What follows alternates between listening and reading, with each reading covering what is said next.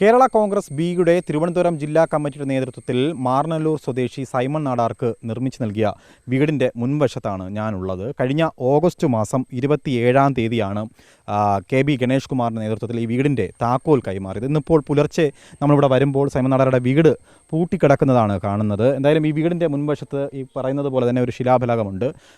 Kerala Congress B ആണ് നിർമ്മിച്ചു നൽകിയെന്നുള്ളത് കഴിഞ്ഞ ദിവസം അടക്കം നമ്മൾ ഈ വാർത്ത റിപ്പോർട്ട് ചെയ്തിരുന്നു. പ്രധാനമായും ഈ വീട് നിർമ്മിച്ചു നൽകി ഒരു മാസം കഴിയുമ്പോൾ ഈ വീട് ചോർന്നൊലിക്കുന്ന ഒരു അവസ്ഥ വന്നപ്പോഴാണ് സൈമൺ നാടാർ മാധ്യമങ്ങളെ നമ്മളെ ഈ വിവരം അറിയിക്കുന്നത്. എന്തായാലും വീടിൻ്റെ ഈ പ്രശ്നവുമായി ബന്ധപ്പെട്ട് ഈ വാർത്ത പുറത്തു വന്നതിന് പിന്നാലെ തന്നെ തിരുവനന്തപുരം ജില്ലാ കമ്മിറ്റി ഈ വിഷയത്തിൽ അടിയന്തരമായി ഇടപെട്ടിരിക്കുകയാണ്. വരുന്ന ഒരാഴ്ച കൊണ്ട് ഈ വിഷയം പരിഹരിക്കുമെന്നുള്ള ഉറപ്പാണ് സൈമൺ നാടാർക്ക് നൽകിയിരിക്കുന്നത്. അതെന്തായാലും കഴിഞ്ഞ ദിവസം പൂജപ്പുര രാധാകൃഷ്ണൻ അടക്കമുള്ളവർ ഈ വിഷയത്തിൽ ഇടപെട്ടിരുന്നു. അദ്ദേഹം ഈ വീട് ചോർന്നൊലിക്കുന്ന വിഷയം നമ്മൾ അവതരിപ്പിച്ചപ്പോൾ തന്നെ അദ്ദേഹം എടുത്തു സൂചിപ്പിച്ച ഒരു കാര്യം, വീട്ടുടമ ഈ വെള്ളം കോരി ഒഴിക്കുന്നതാണെന്നുള്ള ആരോപണമൊക്കെ ആദ്യഘട്ടത്തിൽ ഉയർത്തിയിരുന്നു. തുടർന്ന് അദ്ദേഹവും പ്രവർത്തകരും ഒക്കെ കഴിഞ്ഞ ദിവസം ഈ വീട്ടിൽ എത്തിയെന്നുള്ള വിവരമാണ് നമുക്ക് ലഭിച്ചിട്ടുള്ളത്. എന്തായാലും സൈമൺ നാടാർ ഈ ചായ്പിൽ ഇപ്പോൾ ഉണ്ട് എന്നുള്ളതാണ്. ഇന്നും ഈ ചായ്പിലാണോ ചേട്ടാ ഉറങ്ങിയത്? തീർച്ചയായിട്ടും ഈ 2 വർഷം കൊണ്ട് ഈ ചായ്പിൽ തന്നെയാണ് ഉറങ്ങുന്നത്, ഈ ടാർപ്പേൽ അടിയിൽ.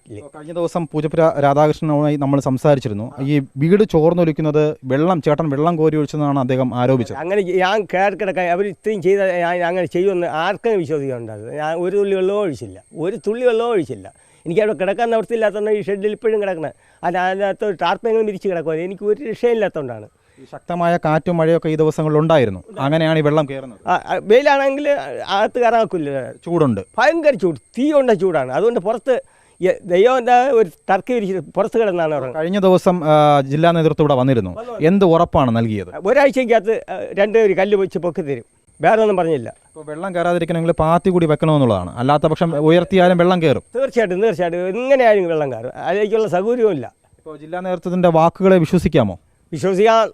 വിശ്വസിക്കുന്നു. ചേട്ടനും ഈ പാർട്ടിയുടെ ഒരു പ്രവർത്തകനാണ്, സജീവ. തീർച്ചയായിട്ടും അതിൽ ഒരു സംശയമില്ല. ഞാൻ അതിൽ ഏറ്റവും പ്രവർത്തകനായ, എന്നെക്കൊണ്ട് കഴിവുള്ള ഒരു പ്രവർത്തകനാണ്.